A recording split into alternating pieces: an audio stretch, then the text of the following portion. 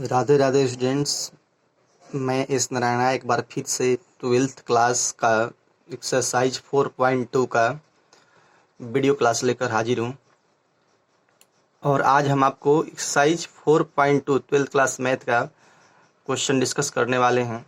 आप उसको ध्यान से देखेंगे।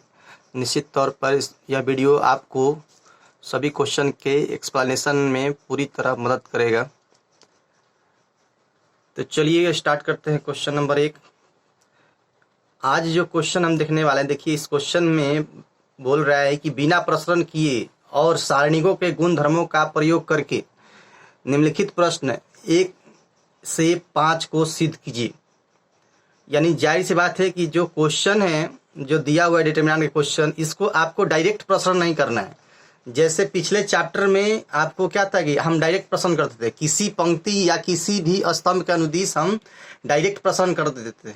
लेकिन यहाँ पर आपको डायरेक्ट प्रसरण करके इन क्वेश्चन को सॉल्व नहीं करना है। यहाँ पर पहले क्या करना है, सारणिकों का जो गुण धर्म है, प्रॉपर्टी जो है, उसका उपयोग करना है। सारणिकों में जो नियम कानून होते हैं जोड़ घटाव गुणा भाग के, उनका प्रयोग करना है, फिर इसको सॉल्व करना है। तो इसके लिए कहने का मतलब कि इसके लिए पहले आपको सारणिकों के गुण धर्म के बारे में जानना होगा। तो सारणिकों के गुण धर्म, कुछ प्रमुख गुण धर्म जो हैं उसको देखना होगा पहले हमको। तो इस क्वेश्चन से पहले हम सारणिकों के गुण धर्म को समझने का प्रयास करते हैं और देखते हैं। तो देखिए, सारणिकों के गुण धर्म में सबसे पहला गुण जो है आपको आता है कि किसी सारणिक के पंक्तियों को स्तंभ के रूप में बदलने पर सारणिक का मान नहीं बदलता है। यानी कहने का मतलब क्या हुआ कि पंक्ति को स्तंभ कर दीजिए और स्तंभ को पंक्ति बना दीजिए तो उसका मान ज्यों का त्यों रहता है। जैसे इस क्वेश्चन में आप ध्यान से देखिए, यहाँ इस सिचुएशन में आप ध्यान से देखिए, A1 B1 C1 पहली पंक्ति के अवयव हैं, A2 B2 C2 दूसरी पंक्ति के अवयव हैं, A3 B3 C3 तीसरी पंक्ति के अवयव हैं। तो यहाँ पर क्या किया गया है आप गौर करेंगे। देखिए यहाँ पे जो पहले स्तंभ का अवयव है उसको क्या कर दिया गया है, पहले स्तंभ के अवयव को पहली पंक्ति में तब्दील कर दिया गया है। दूसरे स्तंभ के अवयव B1 B2 B3 को दूसरी पंक्ति में परिवर्तित कर दिया गया है। तीसरे स्तंभ के अवयव को C1 C2 C3 को तीसरी पंक्ति में तब्दील कर दिया गया है। यानी कहने मतलब क्या कि स्तंभ को पंक्ति बना दीजिए या पंक्ति को स्तंभ बना दीजिए। चेंजिंग सबके साथ करना। अभी है ना कि A1 B A2 B A3 को चेंज कर दिए या बाकी दो को छोड़ दिए, तो ऐसे नहीं, सबको बदलना। जैसे ये पहला स्तंभ था तो इसको पहला पंक्ति बदल दिए, ये दूसरा स्तंभ था तो इसको दूसरा पंक्ति बना दिए, तीसरा स्तंभ था तो इसको तीसरा पंक्ति बना दिए। तो जो मान आपको इस फॉर्म में था सारणी का, वही मान इस फॉर्म में भी आएगा। यानी दोनों का मान जो होगा सेम होगा। ये पहला प्रॉपर्टी। यानी कहने मतलब क्या कि किसी सारणी के पंक्ति को स्तंभ में बदल दीजिए, स्तंभ को पंक्ति में बदल दीजिए तो उसका मान बदलने वाला नहीं है। दूसरा प्रॉपर्टी देखिए, दूसरा प्रॉपर्टी आपको कह रहे हैं कि किसी सारणी के दो पंक्तियों या स्तंभों के मान समान हो। किसी भी सारणी के दो पंक्तियों या स्तंभों के मान समान हो तो उसका मान शून्य हो जाता है। दूसरा प्रॉपर्टी, दूसरा गुण देखिए सारणी का कि दो पंक्तियों या दो स्तंभों के मान, दो पंक्तियों या दो स्तंभों के मान, यानी कहने मतलब क्या कि दो पंक्तियों या दो स्तंभों के अवयव समान हो।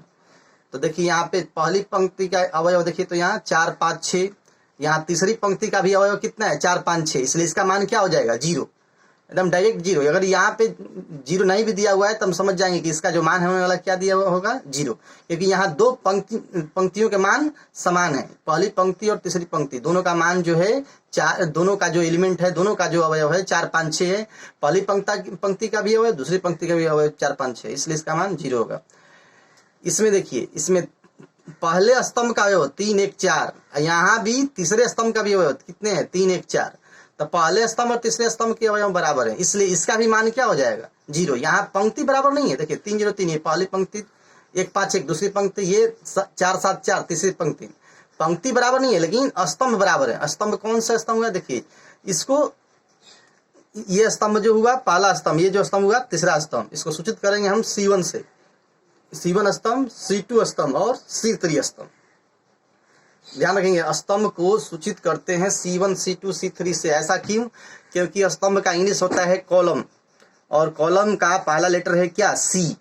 तो इसलिए स्तंभ को सूचित करते हैं हम लोग C से। देखिए आगे आपको बार बार यूज किया जाएगा ये बात, C1 C2 C3 का इस्तेमाल होगा।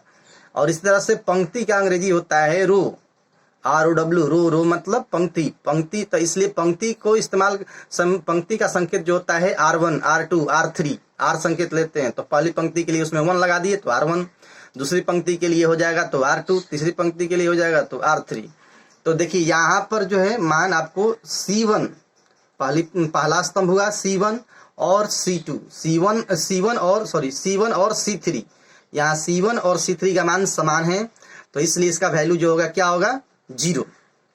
और इसमें देखिए R1 पहली पंक्ति R1 4 5 6 और तीसरी पंक्ति R3, तो यहाँ पर R1 equal to R3, so it's value will be 0। इसका मान क्या होगा? 0।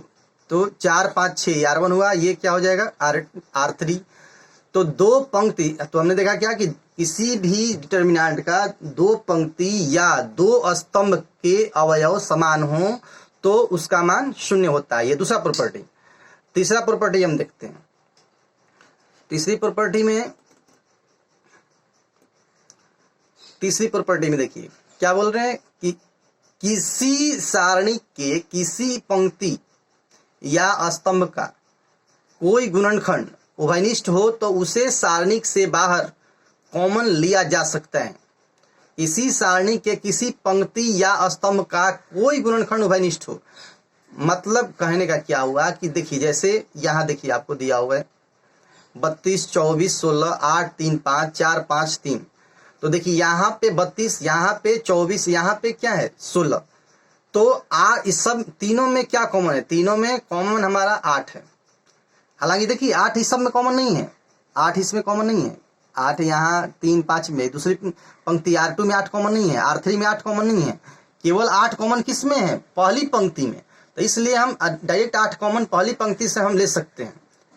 ऐसा कोई रूल आपको अव्यूह में नहीं है, लेकिन मैट्रिक्स में आप पढ़े होंगे तो ऐसा रूल नहीं मिला होगा। लेकिन यहाँ पर ऐसा रूल लगता है कि किसी एक पंक्ति में से हम कॉमन ले सकते हैं, किसी एक स्तंभ से कॉमन ले सकते हैं। तो हमने क्या किया यहाँ पे कि आप R1 से हम यहाँ कॉमन ले रहे हैं। यहाँ R1 से कितना कॉमन ले लिए? 8। तो 8 कॉमन लेते हैं, 8 चौके 32। देखिए 4 हो जाएगा। जो अंक कॉमन लेते हैं उससे भाग देते हैं। अब भाग भी देंगे तो जिस लाइन से कॉमन लिए उसी में भाग देना है, उसी के अवयव में, बाकी सबको छोड़ देना है।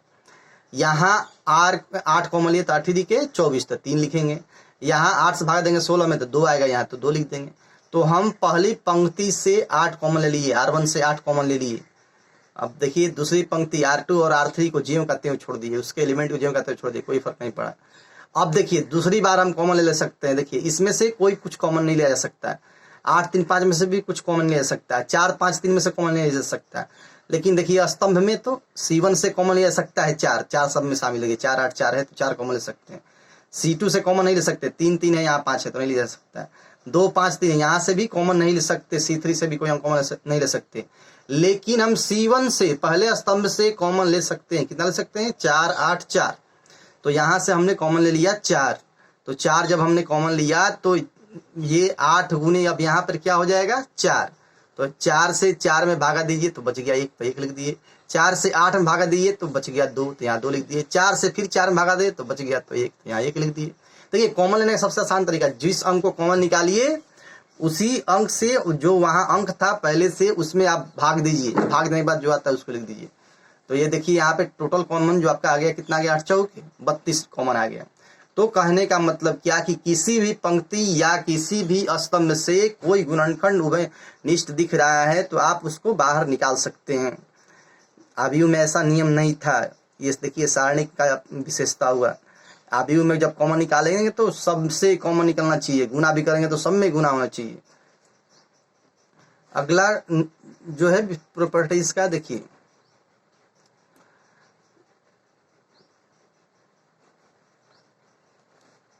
अगला जो प्रॉपर्टी है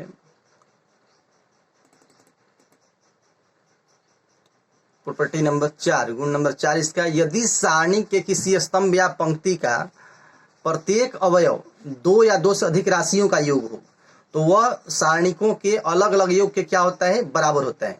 यहाँ ध्यान दीजिए, यहाँ एलिमेंट देखिए C1 में देखिए एलिमेंट कैसा है, A1 plus alpha 1, A2 plus alpha 2, A3 plus alpha 3, C1 में एलिमेंट है। तो इसको हम ये देखिए दो, ध्यान से देखिए यहाँ दो प्रकार की राशियों का योग है, एक A है एक अल्फा है।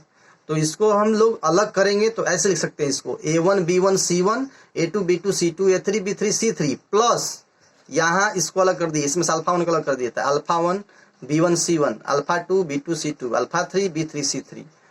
तो इसको हम अलग कर सकते हैं। यदि कहने का मतलब क्या कि कोई भी स्तंभ या पंक्ति दो अलग अलग अवयवों का योग हो तो उसको हम, जब दो अलग अलग अवयवों का दिया हुआ है वहाँ पे एलिमेंट, दो अलग अलग अवयवों का एक साथ योग करके दिया हुआ है, तो उसको हम अलग अलग कर सकते हैं, अलग अलग करके लिख सकते हैं इस तरह से। प्रॉपर्टी नंबर है आपका 5। प्रॉपर्टी नंबर 5 देखिए, कह रहा है किसी सारणी के किसी पंक्ति या स्तंभ में किसी संख्या या व्यंजक से गुणा कर उसके दूसरी पंक्ति या स्तंभों में जोड़ने या घटाने से सारणी का मान नहीं बदलता है। देखिए बहुत इंपॉर्टेंट है, इस रूल का उपयोग आगे बहुत ज़्यादा होगा, इसको ध्यान देंगे।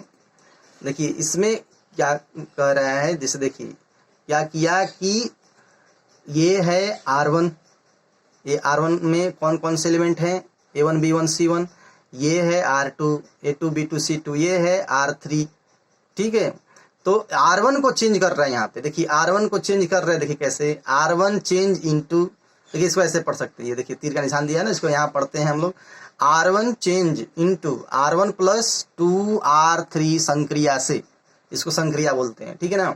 तो यहाँ पर देखिए क्या कर रहा है कि R1 change into R1 plus KR2, देखिए यहाँ पे R1 में, देखिए R1 में क्या जोड़ रहे हैं, R2 को जोड़ रहा है। कैसे जोड़ रहा है, तो K से गुणा करके, ये K क्या है, कोई अंक हो सकता है, 1 2 3 4 5 6 7 8 कुछ भी हो सकता है अंक, ठीक है। तो देखिए यहाँ पे बन गया मैट्रिक्स, इसका जो बना एलिमेंट जो बना वो क्या बन गया, A1 प्लस KA2। अब यहाँ पे तो यहाँ पहले होगा B1, अब इसमें R2 से में गुणा कर रहा है K से, तो K इंटू B2, तो K B2, फिर यहाँ पर आपका हो जाएगा R3, तो आपका R1 प्लस KR3, यानी R1 का मान C1 प्लस KR3 एलिमेंट जो है यहाँ पे क्या दिया हुआ है, R3 का R2 का मान क्या दिया हुआ है C2, तो K इंटू C2, और बाकी एलिमेंट जो है जेव का हो जाएगा। चूंकि हम बदल रहे हैं किसको, R1 को बदल रहे हैं, इसलिए यहाँ पे R1 बदला। जैसे इसमें देखिए आप, यहाँ लिखा हुआ है आपको 1 2 3, और यहाँ लिखा है 2 3 4, यहाँ लिखा है 2 0 5, तो इसके बराबर देखिए दिया हुआ है कि 2 3 4 2 0 5, इसका एलिमेंट का मान बदल गया, फिर भी मान दोनों का बराबर ही रहा। कैसे बराबर है, देखिए इसमें संक्रिया किया गया, R1 को क्या किया गया, ये R1 है, R1 चेंज इंटू किससे किया गया, चेंज इंटू, तो R1 प्लस 2R3, यानी R1 को बदला गया है, किससे बदला गया है, R1 में जोड़ दिया गया, किसको जोड़ दिया गया है, R3 को। कैसे, तो 2 से गुना करके। कैसे, देखिए इसमें 2 में 2 से गुना, 2 दूनी के 4, 4 में 1 जोड़ दिए तो देखिए 5 हो गया। अब यहाँ देखिए 2 में 0 से गुना किए तो 0, 0 में 2 जोड़ दिए तो 2 हो गया, 2 से गुना कर दिए 5 में तो 5 दूनी 10, 10 में 3 जोड़ दिए तो 13 हो गया। तो इस तरह से यदि आप करते हैं तो सारणी का मान बदलता नहीं है। ये सारणी का गुण नंबर 5। अब गुण नंबर इसका 6, प्रॉपर्टी नंबर 6, किसी सारणी के किसी पंक्ति या स्तंभ के सभी अवयवों का मान 0 हो तो उसका मान भी 0 हो जाता है। सारणी की पूरी सारणी का मान क्या हो जाता है, 0। यानी किसी पंक्ति में आपको जैसे 3x3 का है आपको सारणी, तो उसमें मान लीजिए R1 में तीनों एलिमेंट उसका 0 0 है, तो उसका पूरे डिटरमिनेंट का वैल्यू 0 हो जाएगा। या मान लीजिए पहले स्तंभ C1 में ही मान लीजिए, या C3 में ही मान लीजिए, ये तीनों के तीनों एलिमेंट उसके 0 0 हैं, तो उसका टोटल का मान जो हो जाएगा क्या हो जाएगा, 0 हो जाएगा। जैसे देखते हैं अभी आगे,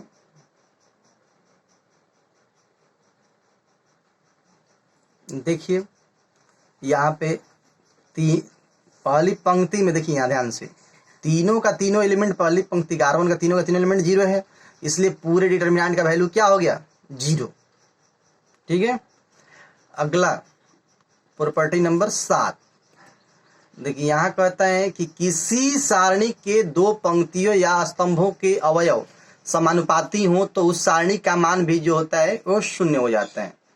जैसे देखिए यहाँ पे कहने का मतलब क्या हुआ कि जैसे पहला एलिमेंट है आपका क्या, A1 B1 C1, दूसरा एलिमेंट है A2 B2 C2, और तीसरी पंक्ति के एलिमेंट जो हो गए KA1 KB1 KC1, माने है पहले वाले में K से गुना करने पे तीसरे वाले का एलिमेंट बन जा रहा है। तो इस तरह की सिचुएशन में भी मान जो होगा पूरे सारणी का वो क्या हो जाता है, 0। जैसे यहाँ देखिए आप, यहाँ है 3 4 5, यहाँ पर क्या है 1 2 7, तो देखिए यहाँ 6 है, यहाँ 8 है, यहाँ 10 है। तो आप गौर कर लीजिए, अगर आप इसमें 3 में 2 से गुना कीजिए तो 6 हो गया, 4 में 2 से गुना किए तो 8 हो गया है, और ये 5 में 2 से गुना किए हैं तो क्या हो गया है, 10। तो ऐसे भी आप समझ सकते हैं कि ये इसमें से हम 2 कॉमन निकाल लेंगे, तो 2 कॉमन निकालेंगे ना R3 से, तो क्या हो जाएगा, यहाँ 3, यहाँ 4, यहाँ कितना हो जाएगा 5, और 2 ठो बराबर हो गए, तो यहाँ 2 गुने R1 और R3 बराबर हो गए, तो 2 एलिमेंट बराबर, 2 मतलब पंक्तियों के एलिमेंट बराबर हो गए, तो ऐसे भी इसका मान 0 हो जाएगा, तो 2 गुने 0 कर देंगे 0 हो जाएगा। या फिर ऐसे भी आप समझ सकते हैं कि इसका जो मान है यहाँ पे क्या है, R3 बराबर है, R3 बराबर 2 इंटू R1 है। क्यों है R3 बराबर 2 इंटू R1, क्यों है, क्योंकि R3 का मान R1 में 2 से गुना करने पर प्राप्त हो जा रहा है। देखिए यहाँ R3 का मान, R3 में देखिए कौन कौन सा है, 6, तो 6 किससे प्राप्त हुआ, 2 R1 करने से। R1 में देखिए पहला एलिमेंट क्या है, 3 में 2 से गुना किया तो 6 हुआ, 4 में 2 से गुना किया तो 8 हुआ, 5 में 2 से गुना किया तो 10 हुआ। यानी R3 का जो मान प्राप्त हो रहा है वो 2 गुने R1 करने पर हो रहा है, इसलिए ये भी वैल्यू जो होगा डिटरमिनेंट का क्या हो जाएगा, 0। अगला क्वेश्चन नंबर प्रॉपर्टी नंबर 8, यदि देखिए यहाँ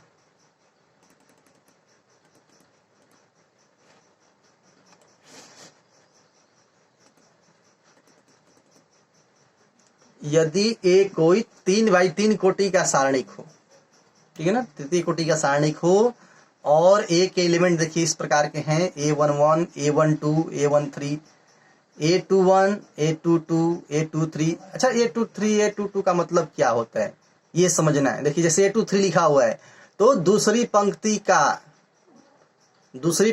के तीसरे स्तंभ का अवयव या दूसरी पंक्ति का तीसरा अवयव, ऐसे लिखा हुआ है A32 तीसरी पंक्ति का दूसरा अवयव, ऐसे समझ सकते हैं आप। A21 लिखा हुआ है, इसका मतलब क्या हुआ, अच्छा छोटा ए लिखा है और बड़ा ए लिखा हुआ, तो दोनों में थोड़ा सा अंतर होगा, ध्यान देंगे। छोटा ए जो है एलिमेंट को सूचित करता है, अवयव को सूचित करता है, बड़ा ए डिटरमिनेंट को सूचित करता है या फिर सखंड को सूचित करता है उसकी, ध्यान देंगे, आगे पढ़ेंगे इसके बारे में। तो यहाँ लिखा हुआ A31 यानी तीसरी पंक्ति का क्या हुआ, पहला अवयव। A32 का मतलब क्या हुआ कि तीसरी पंक्ति का दूसरा अवयव। A13 लिखा हुआ है यानी पहली पंक्ति का तीसरा अवयव। A13 लिखा हुआ है तो इसका मतलब क्या कि I का मान कितना हो गया 1, J का मान कितना हुआ 3। I माने पंक्ति की संख्या, J माने स्तंभ की संख्या। तो देखिए इस तरह का अगर ए मान लीजिए कैपिटल ए ये तृतीय कोटि का सारणिक है, तो इस ए का जो वैल्यू होता है ना डिटरमिनेंट वैल्यू, वो होता है A11 इंटू बड़ा A11 प्लस A12 इंटू बड़ा A12 जोड़ A13 इंटू बड़ा A13, या फिर A21 इंटू बड़ा A21 जोड़ A22 इंटू बड़ा A22 जोड़ A23 इंटू बड़ा A23, A31 इंटू बड़ा A31, A32 इंटू बड़ा A32, A33 इंटू बड़ा A33। इस तरह से करने का मतलब क्या कि जो छोटा के साथ लगा हो वही बड़ा के साथ लगाना चाहिए।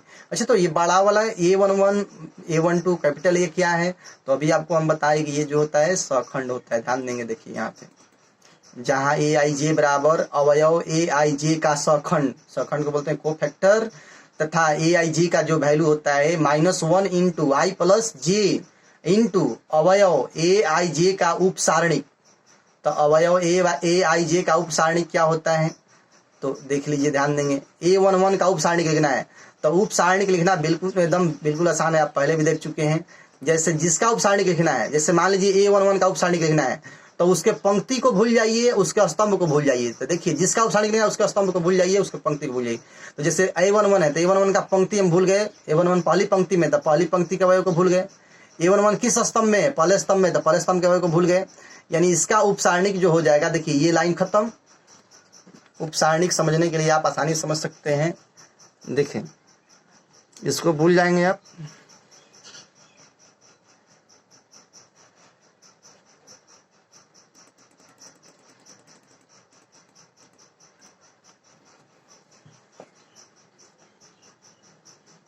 देखिए इसको भूल जाइए ऐसे, और इधर से आप भूल सकते हैं इसको ऐसे। तो आपके पास क्या बच जाएगा? आपके पास बच जाएगा A22 A23 A32 A। तो जिस पंक्ति में है तो उस पंक्ति को भूल जाइए। जैसे A11 का निकालना है तो A11 इसको भूल जाइए और इसको भूल जाइए, तो बच जाएगा A22 A23 A32 A33। अब जैसे मान लीजिए इसको लिखना है, A21 वाले को लिखना है, तो A21 वाले किस में? दूसरी पंक्ति में है, तो दूसरी पंक्ति के अवयव को भूल जाएंगे, इसको हम भूल जाएंगे, और इसके स्तंभ वाले अवयव को भूल जाएंगे। तो अब बच जाएगा हमारे पास, क्या बच जाएगा? A12 A13 A32 A33 बच जाएगा। तो इस तरह से आप लिख सकते हैं यहाँ पे उपसारणी। जिसका उपसारणी लिखना है वो याद रखेंगे, उसके स्तंभ के अवयव को और उसकी पंक्ति के अवयव को भूल जाएंगे, और फिर जो है ना उसका तीछा तिरछी बना करके हम उसको लिख सकते हैं। अब उपसारणी निकल जाएगा तो सखंड निकालना बिल्कुल आसान है। तो सखंड निकालना होगा, जिसका भी सखंड निकालना, -1 के पावर I + G। जैसे इसके लिए लिखना होगा सखंड, तो -1 के पावर 1 + 1 हो जाएगा। इसके लिए सखंड लिखना होगा तो A21 A23 A31 A33, यहाँ हो जाएगा -1 के पावर 1 + 2 गुणिए। तो इस तरह से आप कोई भी उपसारणी निकाल सकते हैं, जिसका भी उपसारणी निकालना हो। उपसारणी निकल जाएगा तो आप सखंड निकाल सकते हैं।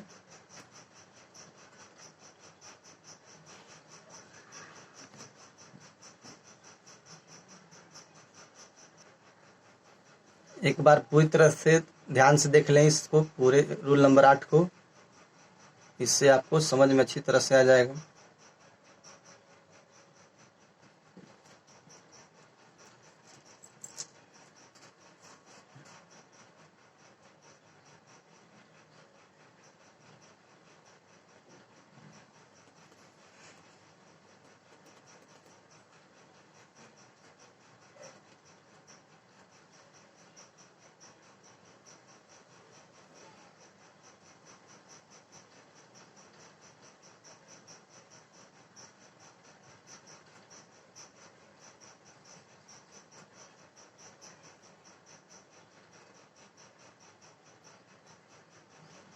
ये ध्यान देंगे, यहाँ पे लिखा हुआ है AIJ जो हुआ अवयव, छोटा AIJ का सखंड हुआ। ध्यान देंगे, बड़ा ए में छोटा ए में यहाँ अंतर है।